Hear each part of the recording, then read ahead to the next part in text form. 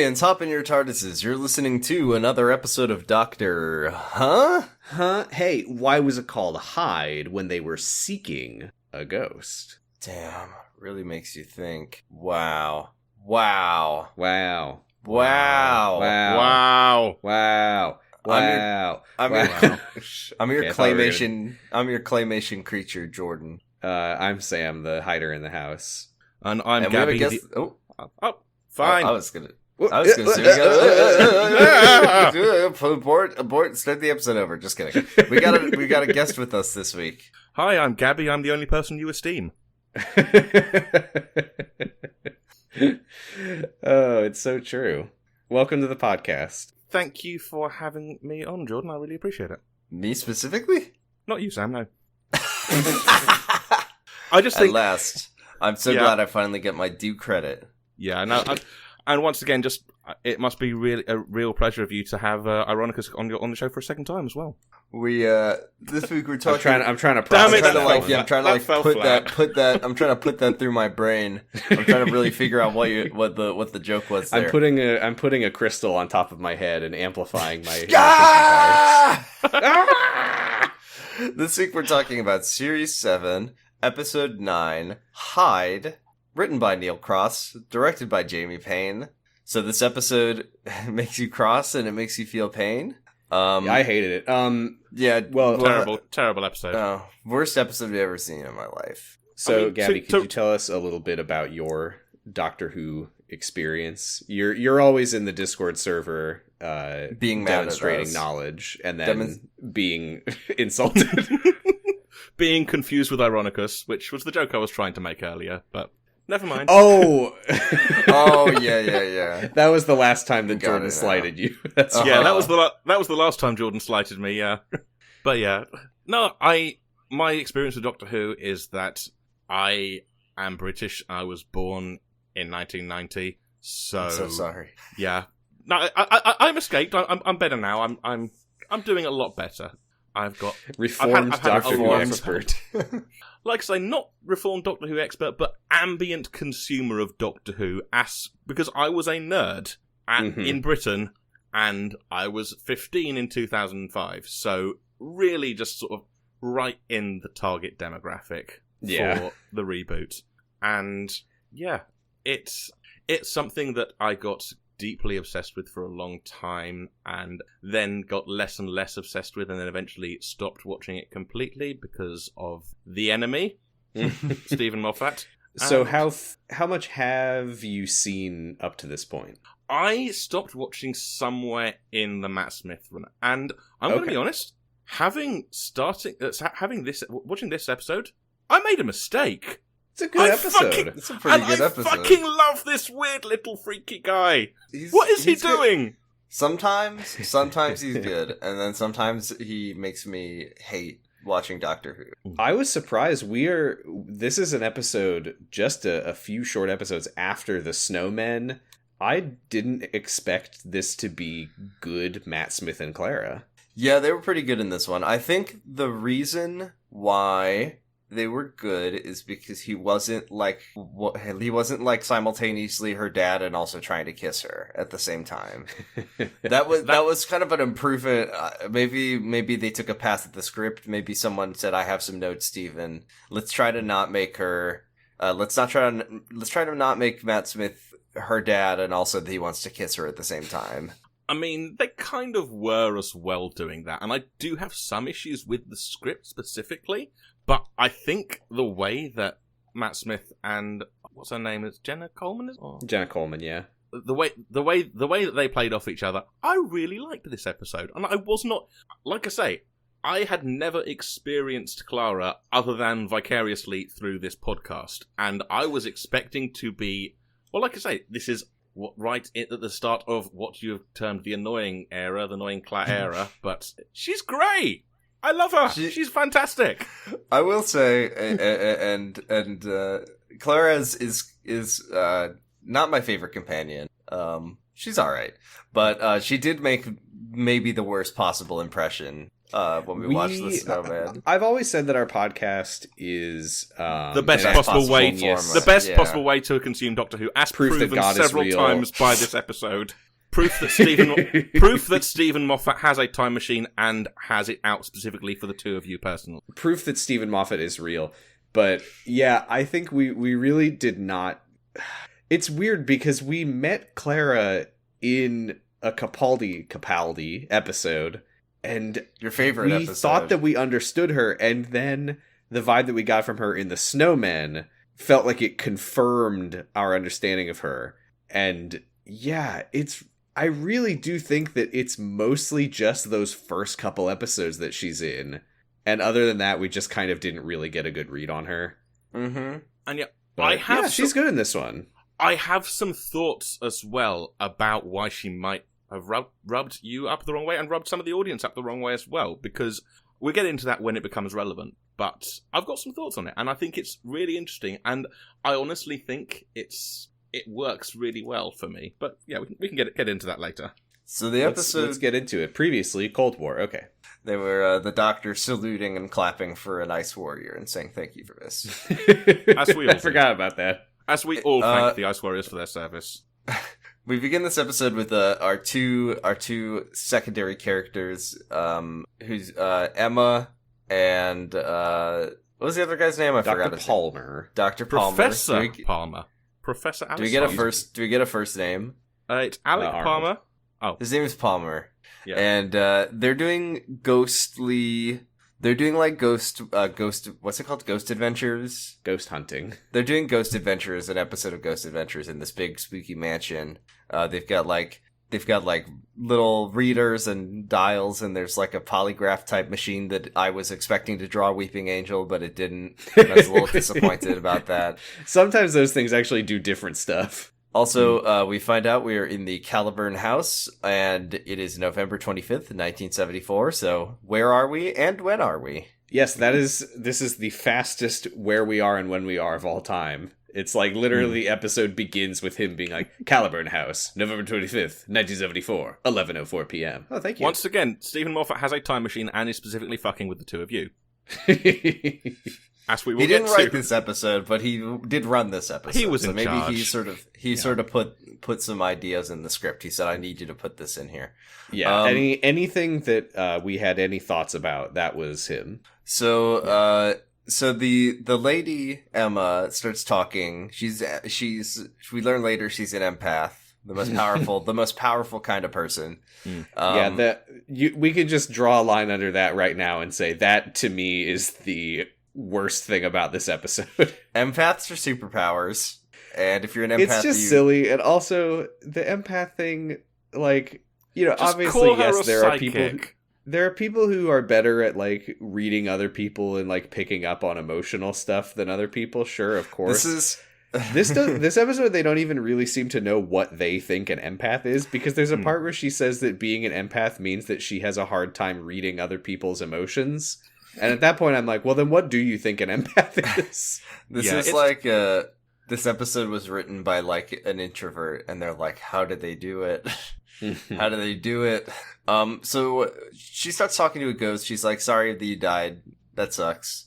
So true. I have to say, this scene, I really like this scene, but there's a lot of stuff about it that, given what we learn later, doesn't really make sense to me. Yeah, my major criticism of this episode that we'll get to later is that I feel like the like resolution of the conflict just doesn't like work for the establishing tone of the episode.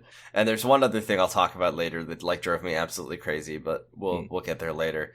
So as they start talking to the ghost, all the equipment starts going crazy, and it's drawing Weeping Angels, and it's drawing Sontarans, and it's drawing all the iconic Doctor Who enemies.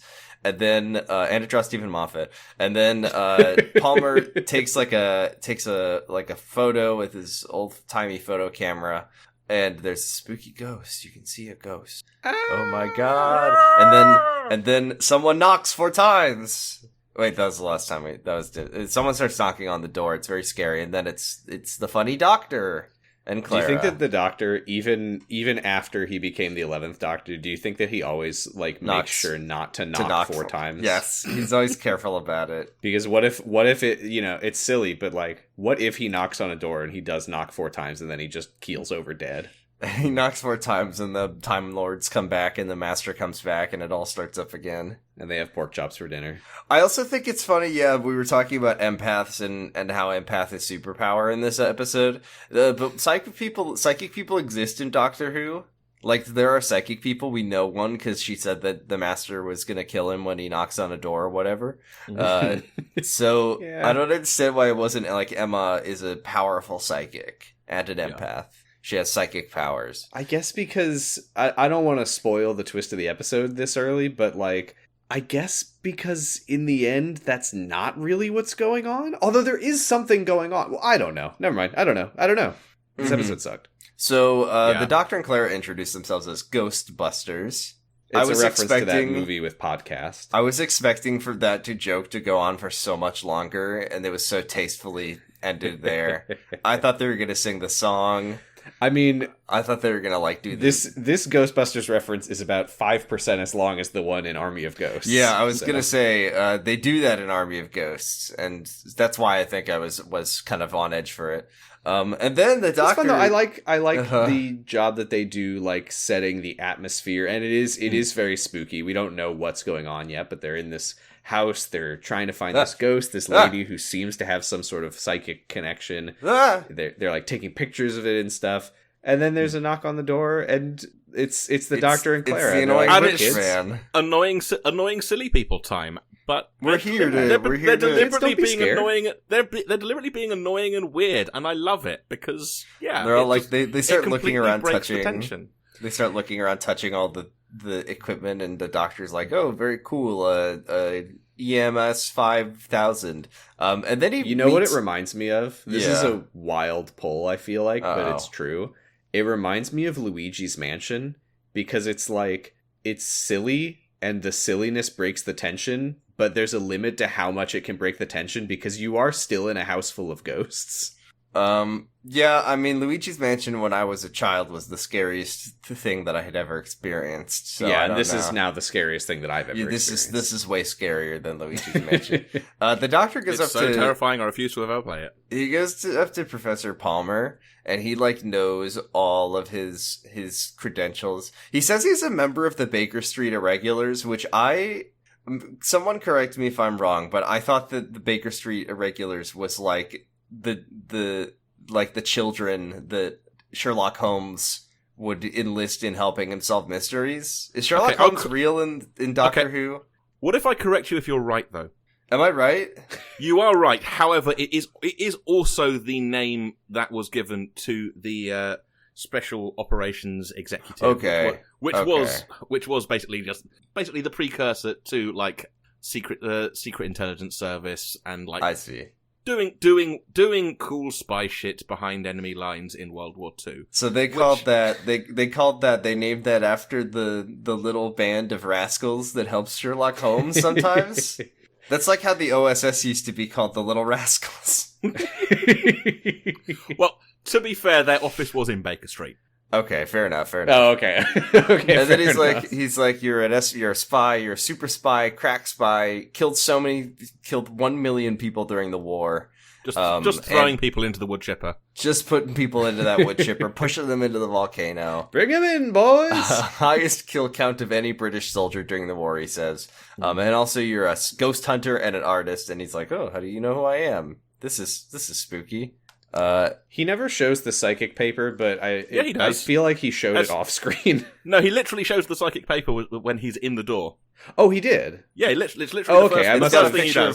It's got a picture of Dick Butt on it. Never mind. I must have gotten dizzy from the Ghostbusters reference. Oh, and when Emma I understand it. When Emma hears that Palmer was throwing people into the volcano, he's like, no, you're a POW.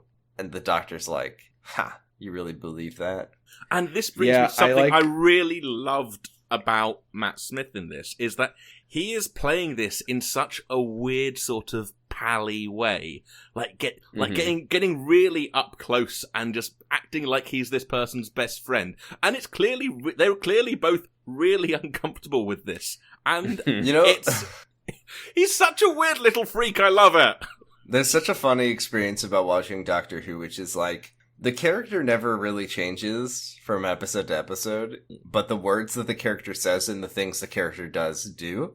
So, like, Matt Smith can be good as a doctor, or he can be incredibly annoying as the Doctor, and it just depends on the words that they make him say. But when he's, I think this is also something we've talked about before, is that a big part of it is in how the other characters react to him. Because in some episodes, he's being Daffy Duck, and they're like, and that's the bravest man I ever knew, and I had the pleasure and the saluting, honor. applauding, and crying simultaneously. Yeah. and jerking off at the same time. With Whereas his hand. when he's being obnoxious like this, and everyone's just like kind of uncomfortable about it, I think that's when it works. Because, and this is something that we like about the 12th Doctor, it makes him feel like intentionally like off and like inhuman in a way that works really well. There's definitely is a cool thing in this episode about the Doctor's just like general lack of empathy due to his age and his alienness, where he encounters things that makes people upset that he doesn't understand why it would make someone upset. Yeah, and that's the thing with the 11th Doctor that I feel like sometimes they kind of forget about, is that he's being performatively zany. And right. that but he's also kind of a freak. That I was about to say really came across in this sort of first interaction, is that he's clearly very enthusiastic about all the stuff, but he's also very clearly, the way Matt Smith plays it is, he is trying to seem even more enthusiastic than he actually is, and he is trying to come across as a weird freak as well. And it's working. And I think that's really interesting as well. And once again, I think this plays into a very important part of where this fits in the Doctor's timeline as well. And this won't be spoilers because this is stuff that you've covered already, but we can get into that a bit later, or we can go into it now if you prefer. Well, he says he does say in the scene, "I'm so glad that I haven't been sitting in a room for 10 billion years or whatever." Yeah, I was pretty surprised. I hope I never get stuck in a box for 10 billion years. But yeah, what were you gonna say? Basically, that I think this really comes. No, I'll go into this later because there's a scene in particular where I'll bring this up. But Okay, that's fine. So the Doctor also meets Emma, and he says, "Wow, you're an empath. That's so cool." Yeah, and he also jerks off the computer. He does a whole like comedy routine about toggle, and he loves a toggle, and a toggle is his favorite verb and noun. There you go. And did you get what he called Emma, by the way, specifically? Oh, I thought he called her. I thought he called her an empathic. He referred to her as equipment. Cool. I didn't catch that. That the Doctor referring to a woman as equipment does segue me into another thing about this episode, which is that it fails the Bechdel test aggressively hard. It really does. It really trips and falls into the volcano in that front, which we'll get to later. Okay, so because the way he refers to her as equipment, he's basically saying that it's not weird for this young lady to be alone with this man, because she's his equipment. And weird note, fucking weird, but Doctor, that's weird. Yeah. It was the 70s. Yeah, women. Yeah, it was different back then. A citation needed. Also, I think it is kind of unfair to put this episode, up against the Bechdel test, because the Bechdel test, of course, is, are there two women who talk for 1 minute about something other than a crooked man? And this episode is very much about a crooked man. Yeah. So, it was like it never had a chance. I can't wait to talk about the Doctor Who monster in this of the week in this one, because it's just like what it was like. They wrote an episode and then they were like, we forgot. We are contractually obligated to put a scary monster in it. I don't know. Some kind of crooked man. Okay. So, the Doctor is basically hijacking this like ghost investigation. And running around the house, and we also find out that the big mansion is, like, Palmer owns it, like, it's his house now. Yeah, this was the part where I was wondering if we, like, missed a mini-episode prequel that they love to do, because Clara was like, you bought the house that blah, blah, blah, and I was like, does she know about this? I don't think that there was one. I think the doctor just briefed her on their way. It did seem like they showed up with a purpose, so they like, knew what they were getting into when they came here. Yeah, which somehow doesn't usually happen. I feel like there's a deleted scene of them, like, on the TARDIS looking at a newspaper and Clara being like, I want to go see a real haunted house or something like that.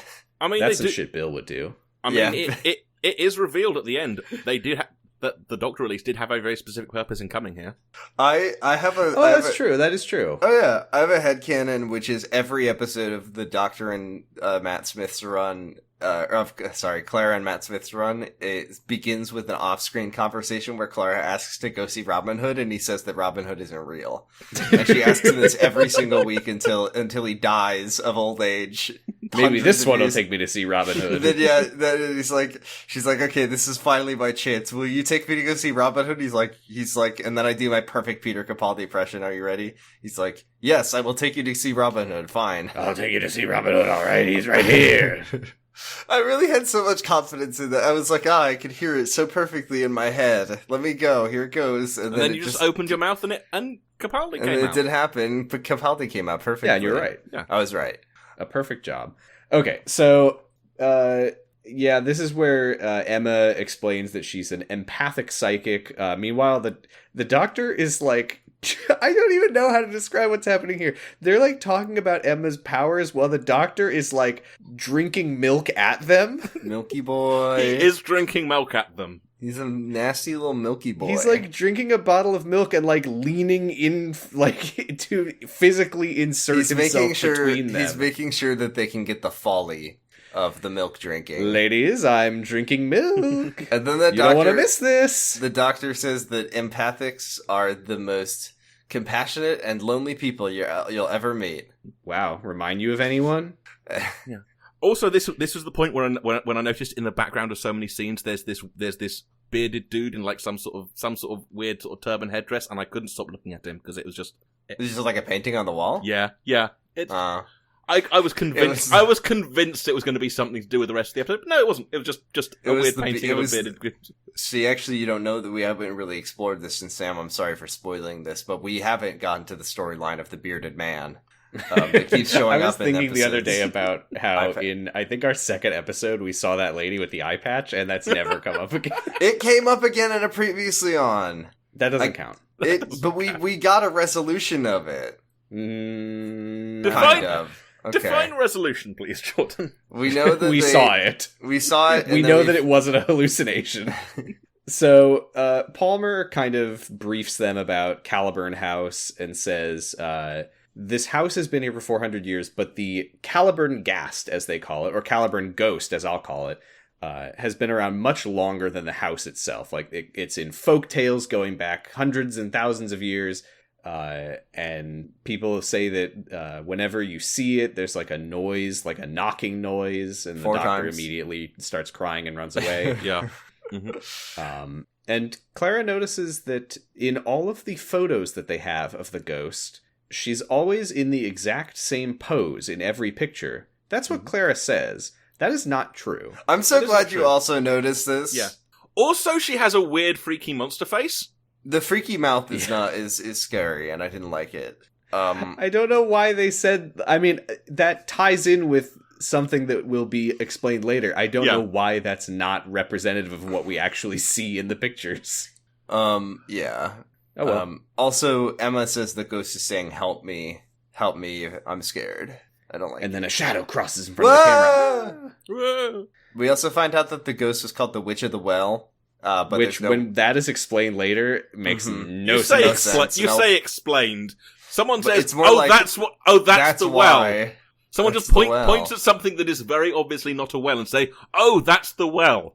Yeah, and also, because they're like, but there's no well on the property. And when we find out what the well is, it's like, there's no goddamn way in hell that somebody called it that. And then the Doctor someone says, in like let's the go. 13th century is like, wow, look at that big spinning gray disc. It's just like a well. And then they're like, Clara, do you want to go look for the ghost? She says, no. And then he says, I double dog dare you. And she says, No takesy backsies? No, They have a little she fight back and asks forth. she asks him to dare her. Oh, do you dare me to? And- This is early foreshadowing of them putting each other into dangerous situations. This is hybrid type behavior. No, and then they go, honestly, they- like given what I've heard about this character through this show, I think that worked really nicely. It fit in, like, it's establishing the character trait which will develop throughout the series, that she and the Doctor egg each other on. I really want to. And I like that for her here. I like that she's like, there's a part of me that wants to look for the ghost, but I'm also really scared. But if he like urges me to, then I'm like, oh, I guess I have no choice. And somehow this will destroy the entire universe as we know it, right? So then at some point, like, I think Emma says, like, the music, in my memory of this episode that I watched this morning, actually, early this morning, I have a memory of Emma being like, the music room, it's the heart of the house.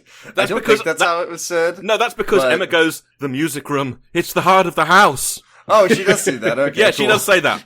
She does say that, and it's very important. That does explain why you remembered that, yeah. Why did she do that? Because she's good question. haunted. Great question. Yeah. Great question. We'll get. It's atmosphere. I'm sure there's got to be an answer. Sometimes, to that, right? sometimes Emma like forgets that she's not a ghost. I think so. They're gonna go to the music room, which is the heart of the house. Yeah. And then the music room, one of the most fun rooms in Luigi's Mansion. Here's a line that confused me. Uh-huh. So they're gonna like talk to the ghost and find out if it's a ghost or not. The Doctor is still the Doctor seems like the jury is out on whether or not ghosts exist in Doctor Who. And then he's like, we'll just ask what her deal is. And then who says ignorance is the opposite of bliss? Oh yeah, hey. What does this mean? Explain. We got two Americans here. Can you explain this to us? Why is Carlisle the opposite of bliss? What does that mean? I think they're just being shitty about a small regional town. Oh.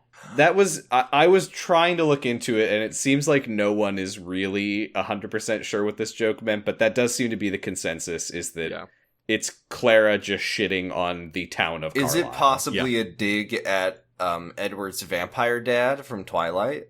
Yes. Okay, confirmed. Yeah, Carlisle sucks. I can totally imagine, like, Moffat era, like, a joke about the Doctor being Team Edward. I can rotate it in my mind, and it feels real. I don't know. That's a weird thing, because that's a ridiculous thing for me to be like, we need to be on Twilight Watch, but I kind of think we should be on Twilight Watch to see if it ever is referenced. This is like how... because Moffat would have such contempt for those people, and he wouldn't... And the Doctor is Moffat's special boy. So it would be a minor character. Yeah, but he also, like, loves to... like own and troll his own fans and like make fun of them and stuff. But like this is like how once Matt Smith regenerated, we've gotten a couple lines of like indication of off-screen bisexuality, where he's like, I had a fling with a sexy android man one time, and then he just like, and then it's just like, okay, I fucked a fish. But you'll never see it or hear about it. I'm just going to say it so people can like give me cred on the internet. So if I made the Doctor say like Team Edward, people would be like, haha, epic, sir. And then I would be like, I fucking hate these people. I fucking hate my fans. I hate them so much. They see a scary ghost type shadow. Oh no. And then we're back with Palmer and Emma. And Palmer and Emma are basically practically licking and moaning each other with how much sexual tension there is between the two of them. It's weird, right? I'm not making that up, right? It's a lot. I'm sure that Emma and Claire will have a really smart and thoughtful conversation about this later. Because the thing that he says, she's like, "Do you think the Doctor is really from the Ministry, Professor Palmer?" And he's like, "Well, I can't say for sure, but he's brilliant and a liar. But experience makes liars of us all." This is and where I had to keep. Does experience make us lie about how we feel, Professor Palmer? And she reaches for his hand, and he's like, I have to go to the bathroom! So this scene made me have to go check to make sure that Stephen Moffat didn't write. This isn't a joke. I was like, did Stephen write this one? Because here's the reasons why. Number one, it's weird about women. Number two, a character says the Doctor is brilliant and a liar, and experiences make liars of us all. And number three, it's a little bit spooky, and we know Stephen likes that. But I don't remember really getting a feeling that this episode was weird about women. It's more like... I think it's weird about relationships. No, let me rephrase that. It's not that the episode is weird about women. It's that there are various lines that are weird about women. Which is like Steven's like MO. I mean, so it's just like I was getting Emma. Her name is Emma. I was getting Stevenly vibes from this moment. I mean, once again, one of the Doctor's first lines is to call Emma equipment. So yeah, you're getting Stevenly vibes. Your lie detector machine is drawing a picture of Stephen Moffat. I'm just like looking at an internet caption that says Stevenly vibes, and I'm just like, what? Stevenly vibes? You're bookmarking Stevenly vibes on TikTok. I go on YouTube.com and it says, "Do you want to watch a video with Stevenly vibes, or do you want to watch a video with red or blue vibes?" Chibnally vibes. So they reach the music room, which, as we all know, is, everybody say it, the heart of the best room in Luigi's mansion. And Clara's like, "There's no ghost in here. I ain't afraid of no ghost," she says. "There's a ghost in here." Wow. You continued the Ghostbusters reference. Da-na-na-na-na-na. Da-na-na-na-na-na. And then, like, nice. All the ghostly type apparitions start happening. There's a cold spot. There's a part where a ghost is in the room, like, yelling at them. That's a classic tell. Yeah. There is a cold spot on the floor, and the Doctor makes sure that he steps into it and he draws a circle around it. So it's a very specific point in the house where there is this cold spot. And that's important, and we'll come back to that later. And I thought that it was going to be, like, because that's where the ghost is, but it's not. It's where the ghost is going to be, because it, like, goes through the line later. But also the equipment starts, like, freaking out and drawing weeping angels again. And it's going so fast that the chalk is, like, on fire. I will also say that, going back to slightly earlier on my notes, we do get a brief glimpse of the monster, like, actually moving around, and I just wrote, "Hell yes, the monster looks so shitty." And it's like a crunchy, like, crouched over thing. We only see a little flash of it. Yeah, we'll see more of it later. Boy, will we see more of it later. Yeah. And then, oh my god, this is a part I really enjoyed. I forgot to mention this. When they send them off to the music room, which is, as we all know, the heart of the house, they don't have flashlights, because it's 1974. They hadn't invented them yet. Mm-hmm. So they do give Clara a big candelabra for that real, just got out of bed and I'm wearing my nightcap energy. Mm-hmm. And man, if I could ever get a chance to walk around a spooky haunted house with a big candelabra as my only light source, ain't that the dream? I wouldn't do that. I would die. A ghost would eat me. Okay, what if the house wasn't really haunted? What if it was just a big Victorian manor at night?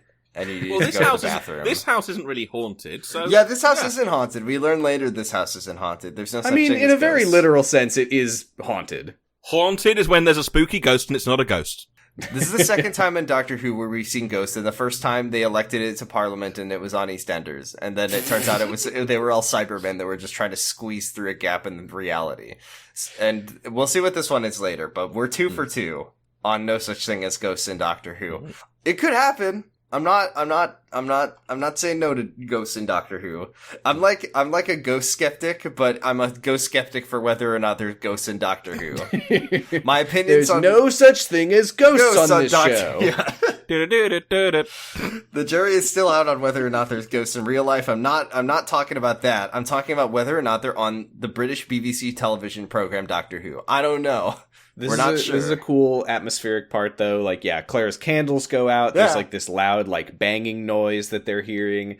The temperature starts dropping. The windows start frosting over. I mean, ghosts start screaming. Before that, there is a line where they're still in the music room. You know, the heart of the house, and Clara just says, "I'm not happy," and the Doctor just walks off. Oh, that's right. That was a real... Doctor, I'm not happy, and he's just like, bye. That's a real Bill moment, if you ask me. Yeah.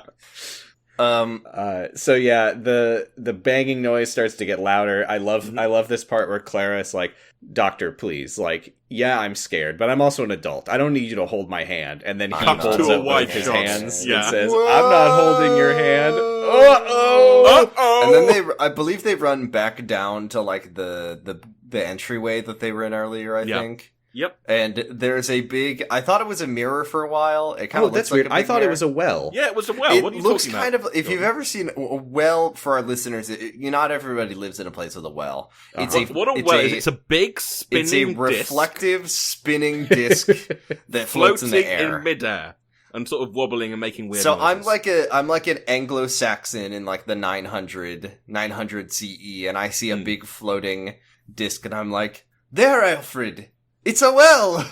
Yeah, I think this actually was in the Time Meddler. In the Time Meddler, he did fetch water out of the well, and it was a big floating rift in reality. Yeah, all the people see it, and they're just like, "What is that? Why do it's I a well." feel this urge to dunk a bucket into it?" Tosses a coin in there. So then, when Emma sees when they're like in the room and there's a big floating disc, the well, and the doctor starts taking pictures of it with the camera, and Emma's like empathing really hard, and she's yelling, and she sees the ghost, and it's in the forest, and it's going, "Help me, help me! There's a scary monster in here! Help!" And then the words "help me" appear on the wall, and I don't think that's ever explained how that happens. Which is fine. It doesn't make any sense, but It's okay. fine. That's fine. And then the disc like explodes. And then here's the scene that I thought was very strange. This is a really weird moment that it doesn't make any sense. We cut to like Clara and Emma, and Clara's like pouring Emma a whiskey because ghost just happened at her, I guess. And Emma's like, "I hate this. I don't want to drink this." And then Clara says, "Yeah, I don't know why I poured this. I also hate this." "Do you know what that is? She says Sam? it's the Do you know what that 11th is?" Sam, Clara just got a classic case of fucker's folly. Oh, she did. I was gonna say that she was being fast forwarded on the remote from the movie Click. Yeah, like why did she like what was the part where that happened, and then Emma's like, "Wow, that was really scary." Then Claire's like, "I'm going to go pour you a whiskey now." And there's a deleted scene where Clara, eyes completely black, pours a whiskey and is like, "I don't know why I'm doing this, doctor." Yeah, Clara's 11th most disgusting thing ever invented. I think the invented, like, what are other disgusting inventions? The human centipede. That's more The Human fictional, Centipede not really. They didn't do that for real. As far Human as I know. centipede 3. Yeah, the Human Centipede. Human centipede 4, 5, 6, 7, 8, 9, and 10. And then only whiskey. made 3. Do you know nothing about film? I know much more about them than I would like to. Same. What are some other like disgusting inventions? Garbage Pail Kids cards. Those filthy things. The disgusting. Rancid creatures. Natto, maybe? I guess maybe war. War. War is number 4. She's not a fan. She's tried natto one time, and she said it was really gross. I think Yuckaroo. those like sex toys that do like the egg insertion thing. Ooh. or like the ones that are just like a disembodied butt. Yeah. You know what's amazing is that this is just where I'm at right now. Is you asked me to think of 10 disgusting things invented by humanity, and I'm looking around my room for inspiration. Like, hopefully I wouldn't have any of them right now. Oh, I've got the blood fountain. I'm going to be honest, I'm doing the same thing. I was doing the exact same thing. Cough drops. Canned coffee, am I right? Starbucks coffee, folks. My old mouse. Well, we'll have to come back next week with our top 10 most disgusting inventions. Don't hold us to it. I'll definitely forget. We get a scene where the Doctor and Palmer are in the dark room. I don't know anything about photograph development, but I'm going to pretend like I do for this. You can't do that, Doctor. He's like touching him with his fingers. You can't do that. That's going to ruin it. Yeah, it's going to ruin it. I'm pretending like I know. It's going to ruin it. You can't do that, Doctor. It's not. It's fine. And then Palmer says... There are 2 people here, seemingly, who have developed photos, and you're coming in the hardest. You can't do that. So then Palmer more says... importantly, though, they go over more awesome stuff that Palmer did, and I want to know about Operation Gibbon. Operation Gibbon was when they trained gibbons to kill Nazis, I guess. Exactly. It was that simple. It wasn't very good. It wasn't a very good... I want to know about it, though. I want to see... Jordan, I think you're thinking of an episode of Carl Pilkington's Monkey News. Oh, yeah. Chimp soldiers. Little monkey there. Little monkey fella with his grease gun. But no, they do though have a really nice moment though when Professor Palmer is basically talking about how sending so many people to their death and like dealing with that death really sort of affected him, and how that's why he's so obsessed with the afterlife. And I want to know what his kill count is. I mean, I want to see the stats. I mean, are we counting just his kills or kills by the Gibbons? That's true. Yeah, we don't know like what he was like. Was he like doing poisonings? We don't really know what kind of clandestine. Well, the first thing you notice about the Professor of War is the Gibbon. Is the Gibbon that's running at you with a machete. For Medi, it's also the last. So yeah, he says that like he sent so many people to their deaths that now he's obsessed with ghosts, and he bought a big mansion with a ghost in it so he could look at it. And I genuinely really like this little quiet moment between these two actors. They're really selling it, and you can see like Matt Smith is acting the hell out of it as well, because you can see like he is portraying a character who has like been through a much more devastating war. And like you can just see he's getting flashbacks to the Singing Man. You can see it in his face. He should have started trying to one up Palmer. Well, I bet I've killed more people than you, and I don't even give a fuck about ghosts. You should have listened. You should have heard. Afraid of no ghost. Yeah, I think that is something that's worth mentioning about this episode. I think that it really thrives on the fact that there's not many characters in it. No, it's got 4 characters in it, and then one. Sometimes they can really get bogged down. Episodes like The Family of Blood, where there's so many characters that a character will just say their name to inform you that they're about to be killed. But yeah, it's really just the 4 of them, and then it's really the various frights, ghasts, and ghosts.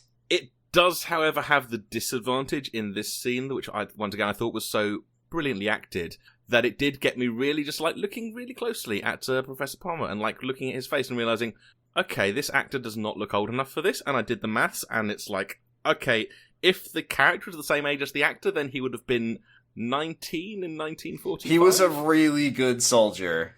Well, speaking of the Family of Blood, we saw some 14-year-olds in the trenches. So. They were firing Vickers guns and crying. Yeah, crying about how good they were doing firing their guns. If only the camera had just panned over and we could just seen the Gibbons like also firing. Well, they hadn't invented Gibbons, and yeah. No, you're right. That was World War II. That was World War II. Different war. Family of Blood was World War I. So yeah. So then we get a scene where two women talk about the men in their lives. Clara asks Emma if she have crush on Palmer. She tells Emma that Emma have crush on Palmer. And Emma says, I'm an empath, so sometimes I can't tell if I have crush on Palmer or if he liked me. And then Clara says, crush on Palmer so big it sticks out like a big chin. She says, oh wait, we get later. We're back. We're like cutting back and forth between the dark room and the whiskey torium. And then Palmer's like, I wouldn't have cared about dying for a really cool war. And then, what is he talking about here? You've got in your notes, he would thank them if he could contact them. Who's he thanking? I think he must be talking about, like, the people that he killed? Died. Yes, the people that died for him. I wish I could thank the Nazis that I killed in the war. No, I wish I could just say one last thank you to those Gibbons. he said that there were people in the war that he sent to their deaths. Yeah. I think he's talking about the good old boys of the war. Oh, I like this not part. The Nazis. I like this part. Oh yeah, because he was in like operations and he was probably like sending people to die. I do like this part where the doctor's like, I thought ghost hunting would be fun, and it turns out it's not fun at all. It's actually really scary. And then we're back down in the Whiscatorium. Well, I like what he says more than that, which is that he's like, he's not saying I thought ghost hunting would be fun. He's I thought that the ghost would be fun, and she's not. I was expecting Slimer, and I got the ring, Muncher. And Muncher. The pathos of Muncher. We got even less than Muncher, because when we get to the ghost, like, Well, we'll get to that. Spoilers. And then Spoilers. Emma's like, "Do you have a crush on the guy who's kind of your boyfriend and kind of your dad at the same time? You know, the guy with the That's big how he chin that acts." you just did the Freudian slip him out? And then she's like, "I don't think I have a crush on him, but maybe." And maybe when he becomes an old man, we'll broach this subject again, and the actor will have to tell them no. And then Emma's like, "Good, because that was weird, and I didn't like it when it happened. And also, I don't trust him. He's killed she so says many there's people. a sliver of ice in his heart. He's got some kind of war doctor inside like of him. in the movie Frozen. He's got some kind of fugitive doctor inside of him. I still Not don't know yet, what's going. I still don't know what's going on with that. Okay, here's the thing I kind of like about this episode that I think not every episode, but every once in a while, we should get an episode where they just hop in the TARDIS and go somewhere else briefly. This is so good, and it's something that I never would have expected in a ghost hunting episode. Is that It's they're so like good. playing with time? And you know Yeah, what? because they're gonna like. And this Oh, but brings us to the best part of it, though. Is it the part where the TARDIS is a beautiful woman? No, It's Clara. who doesn't want to be milked? But sometimes you just got to milk her. Yeah. Oh yeah, I forgot about the TARDIS milk machine. That was from a classic episode. But no, People had to the give us milk money to locator. hear about that. But you know, they do run for the TARDIS to try and figure out. Well, the Doctor's clearly already figured out what's going on, and like he's going to just go and get the proof. But Clara really clearly does not like the TARDIS, and the TARDIS doesn't like her either. And I really Why are like they that. being? Why are they being? I don't like it. Why are they being catty at each other? I thought it was weird. Because they've already got one Clara, they don't need another. Exactly. Stop. TARDIS is not Clara. I'm sorry, believe- this stuff with the TARDIS makes more sense if the TARDIS really is does. Clara. It But really we've does. seen, we already know the first, big reveal about Clara, which is that she jumped into the time stream and she got broken up into lots of little bite-sized pieces. Mhm. And then the second reveal about Clara is that she got hit by a bird and then is traveling the world with Lady Me forever. What season, what episode does it fit in the I'll tell reveal you that- what season and what episode. It's Series 7, Episode 10, Journey to the Center of the TARDIS, where all will be revealed. when Clara becomes the TARDIS's heart of the TARDIS in the Eye of Harmony? Is she gonna find her way into the cloister? Well, I don't know why you brought up the Eye of Harmony. That was like a That was- one-off. yeah, thing that from one-off the kind movie of we thing, watched yeah. 2 weeks ago / decades ago. Well, it's still in my head. So yeah, the TARDIS growls at her. And This is the weird. Doctor runs in, and then Clara can't get in because the TARDIS has locked her out. Yeah, there's a fun little detail here that I really like, which is that Clara is in the TARDIS and she's looking for somewhere to hang her umbrella, and the Doctor says, "Oh, I think I have an umbrella stand around here somewhere, or at Yes. least I thought I did," because he used to have one in the control room in the old times. In the olden because he days, used to have an remember? umbrella. He used it to zipline one time. It was great. Yep. And then she starts shaking off her umbrella into the TARDIS, and then the Doctor's like, "Hey, how what are you I doing?" loved that part. She's like shaking the water onto the floor of the TARDIS. He's like, "What the fuck is the You'll get her matter wet." with you? Why would you do that?" She's not going to like you if you get her wet. It is a pretty crazy thing to do. Also, there was a thing that we didn't mention earlier in that one part of what the Doctor is pretending to be doing a health and safety inspection, and he's clearly got a little bit into the character because he starts complaining that the wet floor will be a health and safety issue. That's great. Do you think the TARDIS likes that he leaves the brakes on? And do you think she likes it, Oh, she loves it. or Yeah. do you think that he's just a fucking hypocrite? She gets a sexual thrill out of it. Yeah, I was gonna say, does she feel? I'm imagining That's now, not the sound of the 'cause we've brakes. had this- That's the sound of the TARDIS moaning Oh. in orgasmic Oh, pleasure. God. Oh Because of- no! I take it back, I She take it likes- back. No! She hates it. This is like because we've That's had the this sound of her ongoing. groaning with anger. We've had this ongoing. Thing about, is the TARDIS a beautiful woman? And now I'm just imagining the TARDIS console with like long lashes and lipstick, like the Lappy from Homestar Runner. Oh, Like- I was just thinking of Plankton's computer. Oh yeah, or Karen, the wife. Yeah, Karen, that's right. Claren. Claren. It's Clara. It's not Clara. I hate this bit. This bit. I literally sucks. don't know why you think incorrectly that it isn't Clara. It sucks. I hate this bit. It's clearly not a been bit. It's a established. theory that's correct. It's a theory that is correct. She's the impossible girl. She's been broken It's up and split over impossible time. for her not to be the TARDIS. And she's also the TARDIS. And also was hit by a bird, so she's traveling with Lady Me forever. Correct? Okay. Mm-hmm. So then the best part of the episode happens. Clara says, "Where are we going?" And she says, "Where are we going?" And more importantly, when are we going? And then the Doctor literally reaches out of the screen and high fives you, Jordan.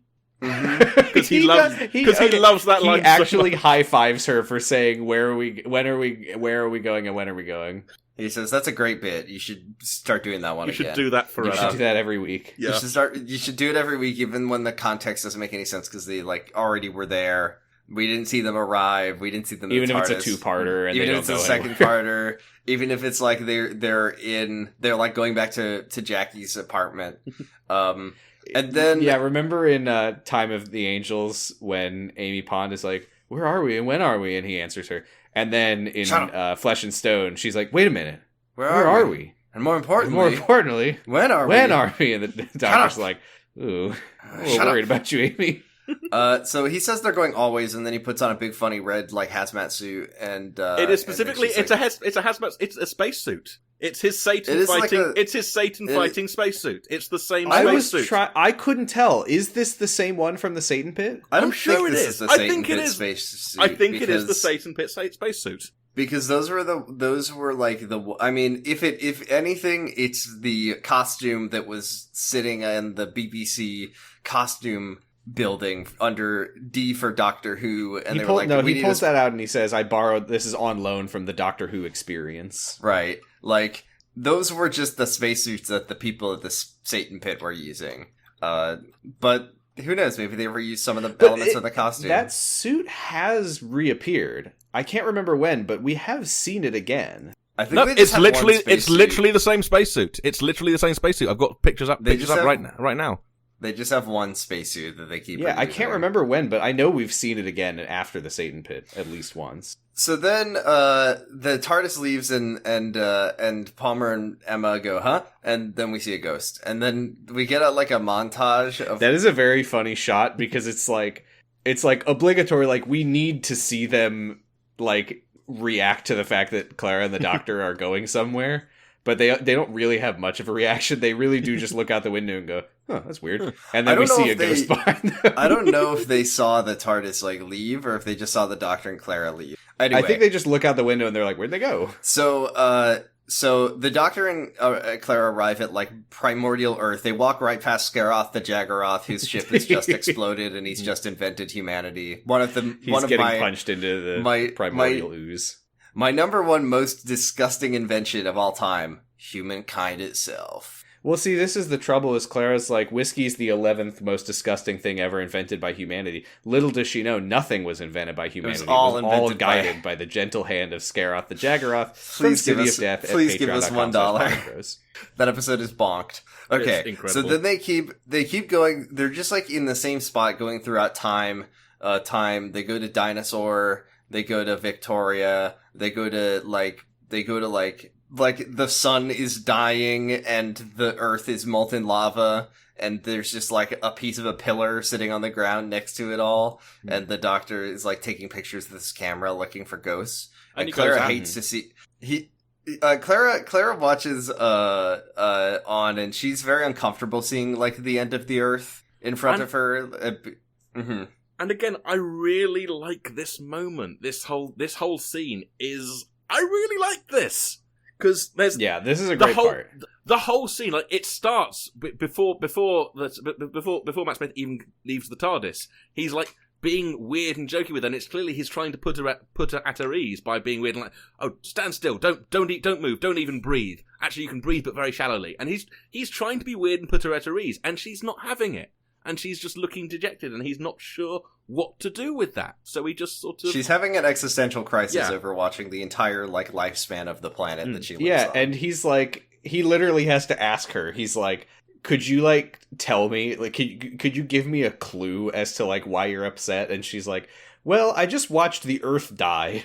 And she's like, I'm dead out there. My body's out there somewhere. And then he says, you fucking wish. No, your body is in the Beastromath from Hitchhiker's Guide to the Galaxy. But this is one of my problems with the episode, is because, like, the acting's really good, the themes are really good, but the actual dialogue itself is, to you, I'm a ghost. No. No. And I think you're more of a giant. I think you're giants. See, I will say this scene is a little bit undercut by my prior knowledge of the show, and no spoilers, of course, but what if they revisited a moment of, like, the Earth's destruction, but they did it, like, for fun? Like, what if we were going to watch Actually, I think you might have seen that episode, Sam. Yes, I have seen. Okay. I think that's the second episode. It's like the second episode, of, like, the Doctor and Rose are like, let's go watch the Earth blow up. Whee! And he points and he's like, "Ooh, that's Clara." You see a little diner fly by. I don't understand why the Ninth Doctor would know about Clara, but, timey-wimey or whatever. Because she's the TARDIS. And he melts first her. of all, she's the TARDIS. Second of all, he's met 100 of her. Yeah. Right, I always forget that of all the She's that lady who's always showing up. She's the one who helped fix my car when I was the Third Doctor, and she's the one who helped fix my scarf when I was the Fourth Doctor, and she's the one who helped... She's the one who stopped that guy when he just repeatedly kept trying to kick me in the balls. She handcuffed Vizlor Turlo and escorted him to his cell when I was the Fifth Doctor. She's the one who gave me that towel to wipe all the blood off my face when I was the Sixth Doctor. And she was the one who did medical malpractice on me when I was the Seventh Doctor. Wait, what? I actually went back and rewatched Night of the Doctor for one specific reason, which was that I remember that he said a bunch of character names, and I was wondering if he would mention Grace. He didn't. He mentions probably... Which, to be fair, he met her once and kissed her a bunch of times, and then he went and had weirdly, 1,000 adventures after that. Weirdly, he did mention Chang Li. No. Just not Grace. What was her name? That lady who... she killed me, and then she kissed me. Lady Christina D'Souza. I'm half human on my mother's side, So I wonder if there are any other characters in the Doctor's timeline who have both kissed and killed him. I feel like the Master might do it at some point. At some point, yeah. I think that Missy is going to kill him, and he's going to become Jodie Whittaker, and she's going to kiss him first. Yeah. Yeah, because Stephen Moffat was still writing, and he would never show an on-screen same-sex kiss in his life. He'd be like, yuckaroo, I can't do that. No, Chris Chibnall did. Yeah, I'm saying, but in practice, if you're saying when my favorite I'm saying when she turns into Jodie. So, because we know that Stephen Moffat directed the part where Matt Smith turned into the Doctor. So does Chris Chibnall write the part where Missy kisses Jodie Whittaker? Or does Missy kiss Peter Capaldi, and then she turns into Jodie Whittaker? I'm the one who offered this idea up, and I'm completely lost. I'm just saying, how does this happen that Stephen Moffat doesn't need to write a same-sex kiss? Because he doesn't like that. He doesn't like to do that. He only likes to I think like... he wrote a lizard lady from the beginning of the universe, and her fucking wife. Oh my wife, god, yeah. Jordan, they're wife. Married. My expectations, my biases. Oh no, I've been owned and trolled. So they go back to 1974. They go back into the house. Sorry, can I cut you off? Because I do want to finish talking about this scene, because this ties back. Yeah, please. This ties back to what I was saying earlier, because the whole "to you I'm a ghost, no" thing does, like I say, I don't like the dialogue and the writing in this episode. Like the writing of the characters works nicely for me. It works really well. The writing of the characters' actual words does not work well, and the writing of the actual structure of the plot also does not work well. But, yeah. But the other thing, the way that bit gets resolved, though, is that he says to her that she's not a ghost, she is the only mystery worth solving. And I have some complex feelings about this line, because I feel like any other Doctor, when they deliver that, they'd be talking about humanity as a whole. He's talking about the impossible girl. He is talking... He is very specifically talking about Clara. And I didn't like it at first, and then I stopped and thinking, and then thought, oh shit, no, that actually makes perfect sense. Because you've got to remember where this is in the chronology. This is very shortly after Amy and Rory fell into the wood chipper. and he was all sort of depressed, and Clara had to sort of pull him out of that. So you said Amy and Rory, and I was ready to pull the plug on this episode. I was like, no, don't say it. Well, we've known that they fell into the wood chipper. We know they fell into the wood chipper. I was just come on. Yeah. But no, we know they got. If there's ever an episode that has a literal wood chipper in it, I'm going to. I can't wait for us to get there, and it's just Amy and Rory got off the TARDIS and went back to live their normal lives, and they're still around. And then we're gonna get a revival episode where and Rory has a beard now. Ncuti Gatwa gets to meet Amy and Rory, and they're still alive and they're fine. But yes, my point being though is that I really actually like the fact that Matt Smith is delivering this. Specifically just about Clara, because she's the sort of thing that's pulling him back towards being the Doctor and being more interested in other things. And I think that works well. I don't like that he's intrigued and fascinated by this weird girl who he's her dad, and he wants to kiss her. But that's just me personally. Well, that part's only in the Snowman. I don't think that really happened. It happened in the next episode when he pours out her cookie. He pours cookies for her. And he kisses her on the head. I forgot about he kisses her on the head, and he tucks her in, and he kisses her. And now she's all obsessed with talking about his chin. Yeah, it is interesting because we haven't 2 episodes between Bells of St. John and Cold War, and it feels like their relationship has completely changed in that time. What happened? It really feels like he's completely dropped the horniness, and now he's just I don't find out. Clara seems nice. What's your deal? So, Clara seems nice. Or does she? This is where the episode begins to go off the rails a little bit. So they go back to 1974, and they regroup with their ghost hunting pals. And then Emma says another line that I think Stephen Moffat this one was guest dumb. wrote. Everything ends, not love, not always. Not everything ends. The opposite. Not everything ends. Because Clara's I just saw that everything ends. Stories are what memories become when they die. Yeah, that line was. And who has a better story to tell? The doctor pulls out his photographs and he puts it in his old timey Kodak slide thingy, and I love a good slide projector. Dinosaurs chasing after the spooky ghost, and we see caveman Unga Bunga spooky ghost, and we see Scaroth the Jaggeroth Unga Bunga spooky ghost. The ghost has always been here, always, for billions of years. How is this? How can this be? And then the doctor just says, oh, it's not a ghost, it's Hyla Tokorian. She's a time traveler, and also a lost soul. And I was like, huh? She's a time traveler and a lost soul, Jordan. What's not the reveal to get? Here, and clearly this is an important person from human history that he is already aware of. Is she Of course she's important. She's wearing motocross armor that's been sprayed white.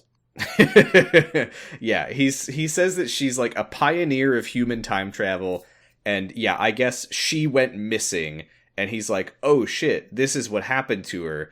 Her time machine got trapped in a pocket dimension, so the ghost that everyone is oh, she's always in the same pose, it's actually because they're just seeing a short period of time, which to her it's a short period of time. The point is, she's basically moving in incredibly slow motion. From her perspective, she crashed a minute ago, but she's been here across human history.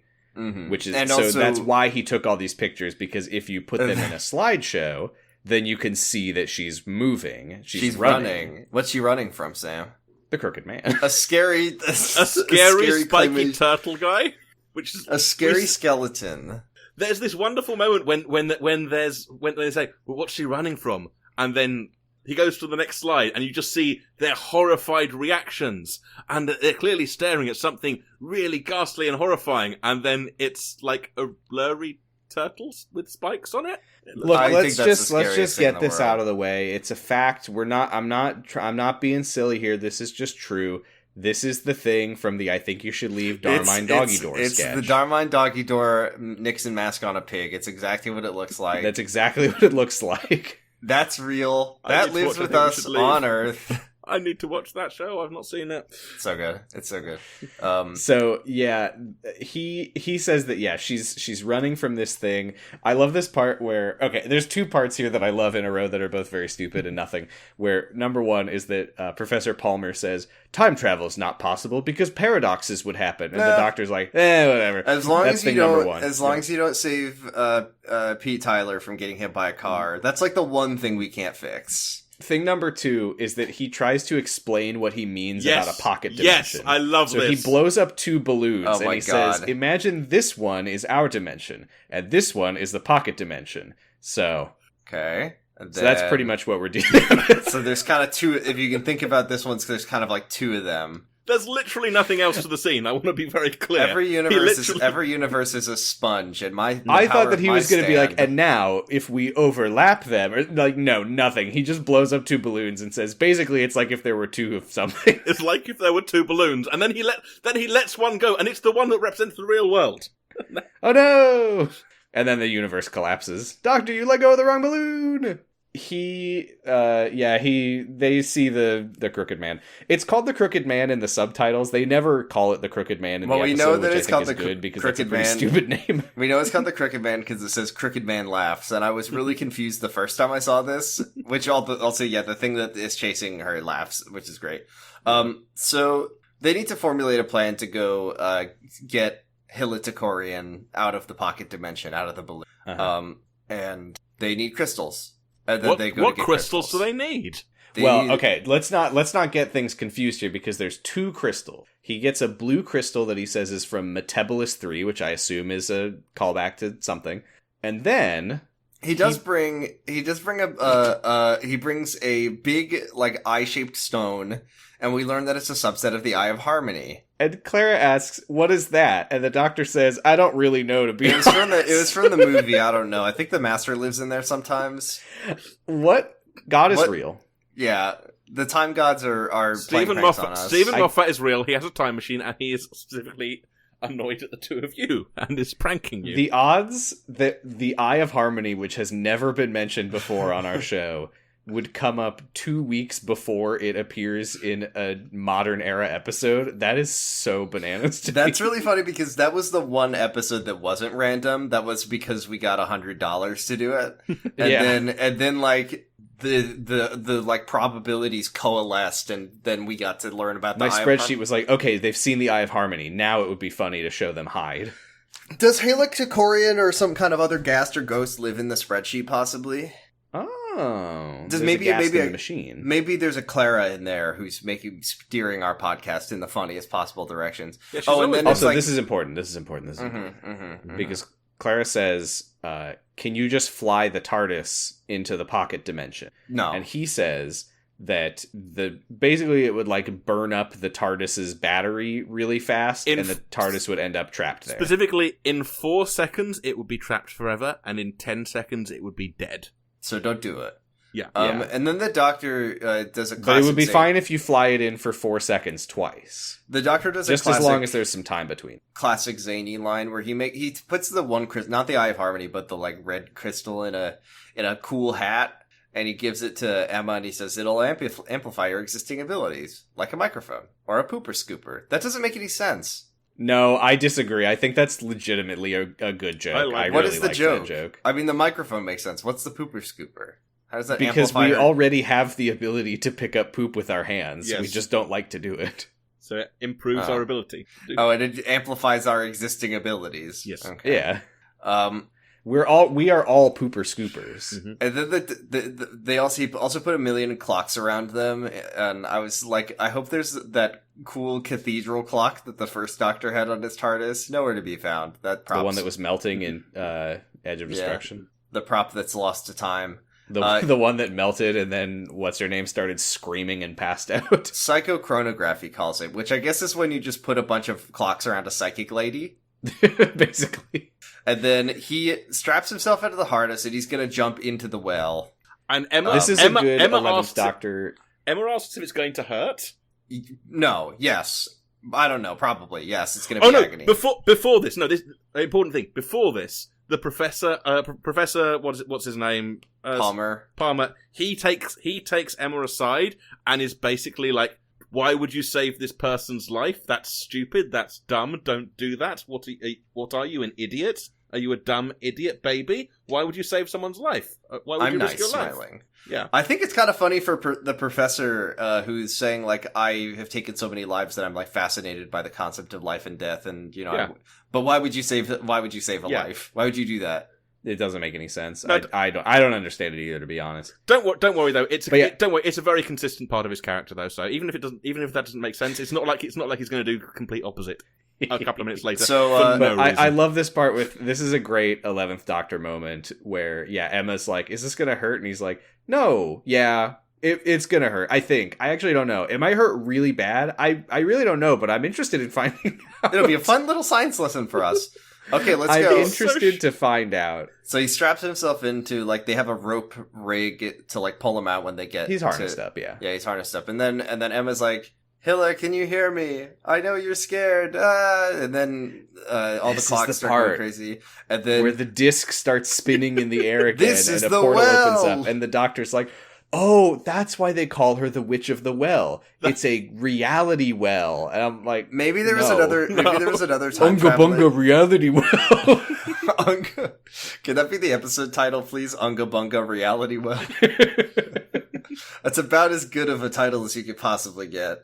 And then he says Geronimo, his catchphrase, and he jumps in. And then he says fesses are cool. And then we find the pocket dimensions, like it's just a forest for some reason. Yeah, it's just a forest. It's just a big forest. Because it's cheap to shoot in a forest. Yeah. And it's a spooky forest. I like it. It's a spooky forest, and he's running around this forest yelling, Hilla-Takorian! Hilla-Takorian! And it's just like, it just sounds like, it's such a strange You're gonna wake up the Crooked Man. Hilla-Takorian, come here. Crooked Man, don't. It's such a Knights of the Old Republic. It's a Jellicle cat name. No, it's not a Jellicle cat name. That would be like if her name was like Hillabungaroo or something like that. Hilla-Takorian. Maybe if it's one, okay, I guess if it's one word, Hilla-Takorian, that's... Hilla-Takorian, the way the he's Curious yelling Time it, Cat. The way he's yelling Okay, that's an episode title. Hilla-Takorian up on the roof. Hilla-Takorian, she's so aloof. Hilla-Takorian, she's so interesting. Hilla-Takorian, she's going to arrive and then literally have no impact on the rest.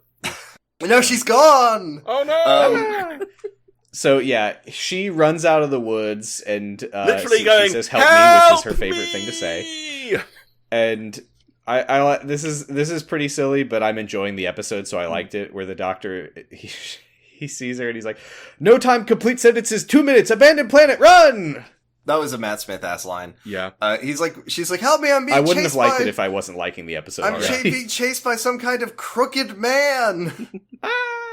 And then Emma's like, okay, I can't do this anymore, you gotta come back. And this is where things start to really fall apart, me. Yeah, this is where things go a little crazy. The mansion... This is so funny. I'll just say it right now. I'm loving this. I have absolutely no issue with anything that happens here. You're having fun. I'm happy for you. You're having fun. I just thought this was... I was just like, what is happening? I would have less issue with it if they hadn't, like, spent the first part of the episode setting things up that felt like they'd be important for understanding what was going on. The power of Emma's empathy summons the mansion into the pocket dimension, sort of, and then the Doctor goes in there, and then, Hilla-Takorian is with him, right? Yeah, Hilla-Takorian got her. And then they go inside, I believe they go inside the music room, which, as we all know, is... the heart of the house! The best level in Luigi's Mansion! Radio tracking map. And then the Doctor takes a very long time to, like, lock the door. He is too busy being quirky to live. Yeah, he's being quirky, and he's like, okay, you gotta do this. And then he does, like, a 10-minute stand-up bit about spoons. And then they tug I like this part though, because as he's like blocking the door, the creature, the crooked man, starts banging on the door, and he recognizes it as the banging noise that they were hearing in the mansion, and he's like, oh, that's what that was. some kind of crooked man. And then they get Heliticorian out, but unfortunately... But then for- the Brain Doctor crystal is takes- really fucking up Emma. And the Doctor takes off his bow tie, because bow ties are cool, and then he starts very slowly sort of trying to tie it around the That'll handles hold. of the That'll door. hold it. That'll That'll hold hold a it. crooked man. Oh, is That'll that what hold I that. noticed that his bow tie came off. I He really takes didn't it off. understand why that happened. And that's the second thing he very slowly and laboriously ties around a door. I don't know what the first thing was. It looks like some The red tassel from a fez. red. The string of a violin. It was like a red Um, tube. It was a mystery tube. It was one of those. They were in the music room. It was one of those boom whackers, like a resonant tube that makes a note when you hit it on the ground. So they save Heliticorian, and Emma takes the hat off, and she says, "Ah." And then the Doctor's like, "Huh? Why is it quiet all of a sudden?" And then he's outside. The mansion is gone. No more mansion. Yes, more Crooked Man. So anyone who's a fan of Crooked Man content, Let's go. fuck yeah. I'm here for Specifically, it. if you're a fan of dramatic shots of the Doctor spinning around like something's behind him, then another dramatic shot of the Doctor spinning around like something's behind him. Apparently I am, because this was really doing it for me. You were just having a great time. I loved it. What? It was silly. It was ridiculous. Like I say, my main complaint was like about the episode falling apart was like that it doesn't feel like the things that are set that are thrown out as important early in the episode are actually important or help you understand what's going on. But once you get beyond that, once again, it's a great time, and the Doctor's just like spinning around. Whoa, whoa, whoa, whoa, Whoa. So Clara. Sorry, you posted Crooked Man in the chat. Great. Spoilers! Spoilers! Love that Crooked Man. So, okay. No, Clara, the emoji you posted after it's a spoiler. Oh yeah, I guess it is. So Clara just- hears some kind of alarm noise coming from the TARDIS. Was that ever really explained? It was the TARDIS trying to save her boyfriend and dad. I think it was. I think it was the TARDIS actually like trying to get Clara's attention. Hey, get in here. Get in here. You're not allowed to do anything. Oh yeah, this is the part where Clara's like, Emma, you have to wake up and open the portal again so we can save the Doctor. And Professor Palmer's like, no, she didn't. We're all good. We got it. The weird man's gone. Weird man eliminated. No, We did it. But then the professor then she leaves, and the professor starts begging her to put her life at risk. You to have save to the put Doctor. the funny hat back on. You've got to put the You funny have hat to on. put the You've funny got to hat do back it. on. You've got to do it. I really like this part because Clara, on her way out, she's like, we can't abandon the Doctor. And Palmer's like, okay, actually, yeah, you're right. I really like this part because two characters are approaching this problem from two completely different directions that seem to like not intersect in any way. Like they shouldn't, because we know that the TARDIS can go into the pocket dimension. It just can't be in there for very long. And we know that Emma can put the funny hat on. She just can't do it for very long. So then what happens is that Emma puts the funny hat on and makes herself in agony while Clara goes into the pocket dimension for a couple seconds to grab the Doctor. And I don't know how those two things interact with each other. I don't think they do. I think that it's kind of just like, we have to do everything we can. I think that Emma put the hat on for no reason. They don't know what's going to happen. I think Clara got in the TARDIS for no reason. I think that if she just stayed there, Emma would have been able to save the Doctor. Because she's literally just opening the portal up again. And we find out later... They did two things, and one of them worked. And we find out later as well that literally the Crooked Man has no interest in killing the Doctor, because he just wants to be a scary Doctor Who. He literally is like, the Doctor is literally like, you are just a scary Doctor Who monster. It's my time to shine. You're just here to scare the kids, aren't you? That's what you're here for. Yep. That's what you do. The Crooked Man. That's what you do. I don't kill people or anything. Here, let's back up. Let's back up because first, my theory is confirmed as Clara bangs on the TARDIS door and says, "Let me in, you grumpy old cow." I'll tell you something.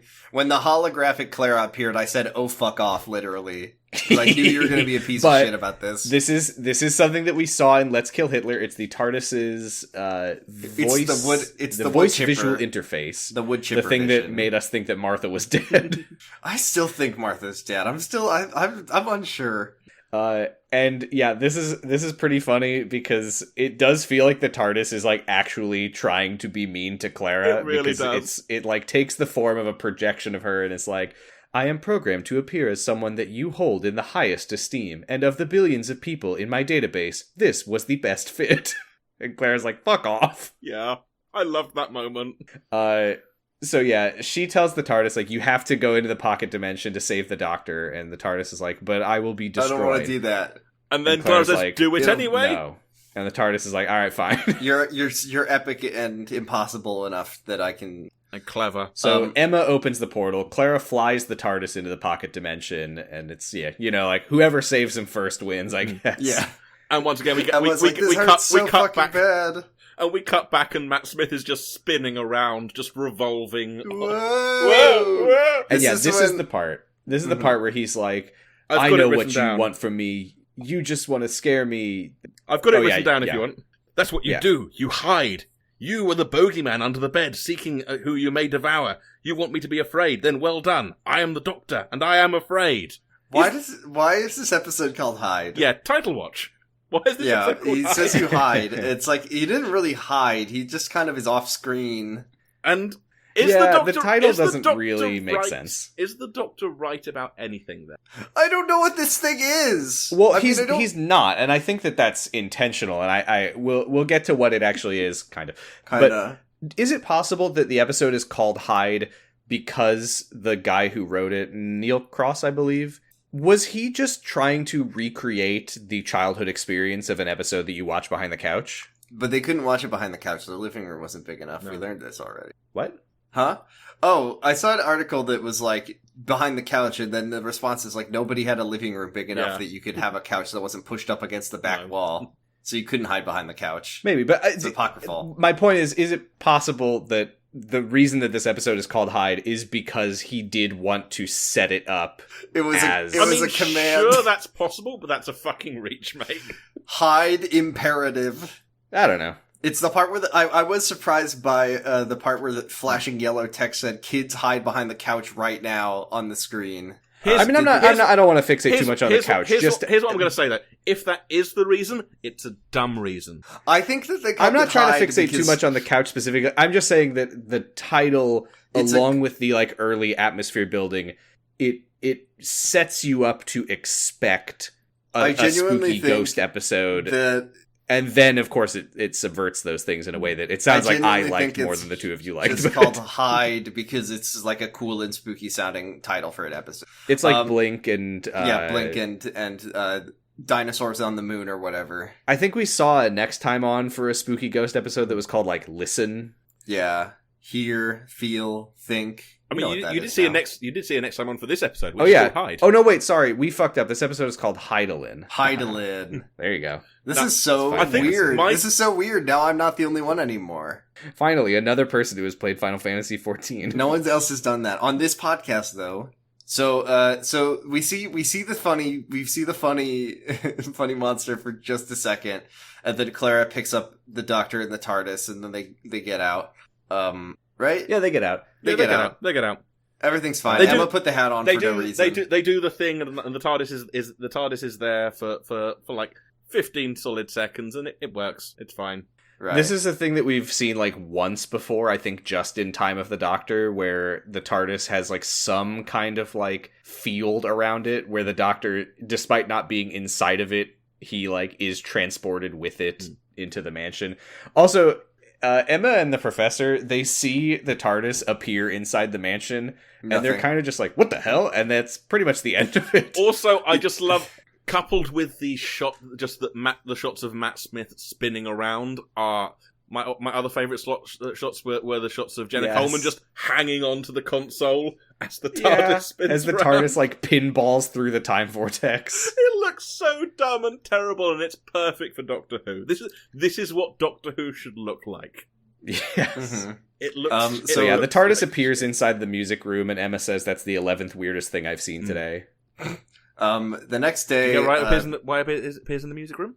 Because it's the heart of the house. It's the heart of the house. Luigi's Mansion. And the Eye of Harmony is the heart of the TARDIS. It's cinematic parallels. It's like poetry. Emma goes to talk to the Doctor, and she's like, I think you came here for me, because I'm an empath and I know these things. And then he says, I need to know what is going on with Clara. This is so funny. The Doctor, the whole reason they were here is because the Doctor was aware of Emma and the fact that she's an empath, and who better to tell him what Clara's deal is than an empath? What's her deal? Is she like an impossible? Is she some kind of impossible girl? I think she might be some kind of impossible girl. And then Emma says she's a perfectly ordinary possible girl. She's very possible. She's so possible. She's a Claire possible. And she's pretty. She's clever. Ding. And she's more scared than she lets on. And also, she is going to one day jump into your time stream and break herself She's up the into hybrid a million. also. She's also, by the way, not only did she jump into your time stream and become broken up into millions of little pieces, like leaves scattered on the breeze, but she's also the hybrid with you in a different form. I do feel like this does set up nicely that Eleven's arc is going to be to learn that Clara being just a girl is enough to be interested in. And I think that's because it gets him getting back to be interested in humanity as a whole, and that's a lovely thing. Just him realizing, oh, she is just a normal girl. But I need to see but then more. She isn't. Like, That's true. But then she isn't. So I do it like fucks it that all. line. She's just an ordinary girl. Isn't that enough? Yeah. I hadn't thought about that in the context of where he is in his story, but yeah, I think that is pretty nice. I need to. I think it would be nice if she was. We've barely seen Amy and Rory on this show. Like, we've just not had a lot of them. We also haven't seen the wood chippering of them. So I need to, I mean, know that's what basically the happens. entirety of the first half of season 7. So Yeah. it's We're being fed into the wood chipper! There go my toes. Here, not my ankles. Stay tuned. Next week, my ankles will go into the wood chipper. Okay, here's another thing about this episode that kind of bothers me a little bit. Is that, the whole thing is, we gotta save Hilla Takorian, we gotta save her. And then, they save her, and then she says, thank you for saving me, stranger. And then she just, T-poses for the rest of the episode and doesn't say very much or do very much. And she's a dragon from Spyro. It's a little weird. Yeah. So they, go outside, and Hilla's like, well, I can't go back, because history says I went missing. And the doctor's like, yeah, that's true. It's a fixed point. And he's like, We've heard of that at some point. I don't remember when, but we have. And then Hilla's like, have I met you somewhere? Oh, it turns out that you're my great-great-great-great-grandparents or something. Blood. Oh, and this is where Doctor Who goes weird. It's not bio-truths exactly, but it is this weird blood calling out for blood. The most important that thing. is extremely not what bio-truths No, are. I'm not saying it's not as bad as bio-truth, but there's this weird reoccurring thing with this show about the importance of genetics. And genetics is this incredibly important thing, and somehow Emma had this connection with Hilla because they're related. And while he is that's why saying this, I don't rubbing see why his that's hands in any way a bad thing. While he's saying this, though, he is rubbing his hands like a weird little freak that he is, and I love it. And you and me, Yeah. you and me, Professor, we're men. There's a few things I want to call out here. There's the part where he says that Emma is Hilla's ancestor, and then he turns to Professor Palmer and says, as are you, of course, but I know you would have guessed that already. Oh, you didn't. Oh, well, this is awkward. Yeah. He calls back to that dumb line from earlier where he says that their psychic link was because of their familial relationship, and he says, not everything ends, not love, not always, which is not a very good or cool line. Writing that in my yearbook. And then he does the thing that was also that I was like, oh my gosh, this is they really knew that you were going to do this show, because then boy did they. Because then Matt Smith starts doing my favourite cover of Cole Porter's classic song, almost as good as Molly Ringwald's cover. Yeah, of this classic also song. made me scream a little bit. It's not a cover, but okay. But yeah, he starts covering the song and saying birds do it, bees do it, and he starts talking about sharks, because this is where they reveal what's going on with the Crooked Man. It turns out the Crooked Man is just looking for his crooked GF. Yeah, he's looking for a crooked woman. And Which it is I think heterosexual. It is Which I heterosexual. It is definitely Does heterosexual. it not imply that the crooked lady is just in the house also? Yes. It's not implied. She is. She is. We saw her. Well, okay, we this saw is what her. They happens, show because- her. Because here's the important realization. Because he tells... Palmer and Emma are like, well, what do we do now? And the doctor's like, isn't it obvious? You hold hands. And then he remembers Clara saying, let go of my hand. And he goes, oh my God, I'm so stupid. Because how would the thing from the pocket dimension have been touching Clara's hand? It wasn't. It couldn't. Oh, there's another one that's in the house right now, and there was something he said earlier when he was saying, like, I know what you're doing, you creepy monster, where he was like, you're trying to use me to escape this dimension, but I won't let you.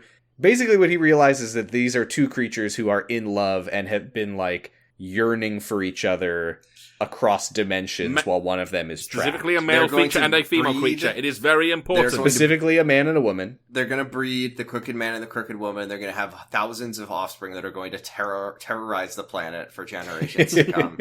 And yeah, he looks through the window of the mansion inside and sees that there is another crooked man in there. And she's got a little No, bow it's a crooked in her hair, woman. So you know yes. Yeah, she's it's got a crooked little bow woman on, so you can tell that it's a girl. Lipstick.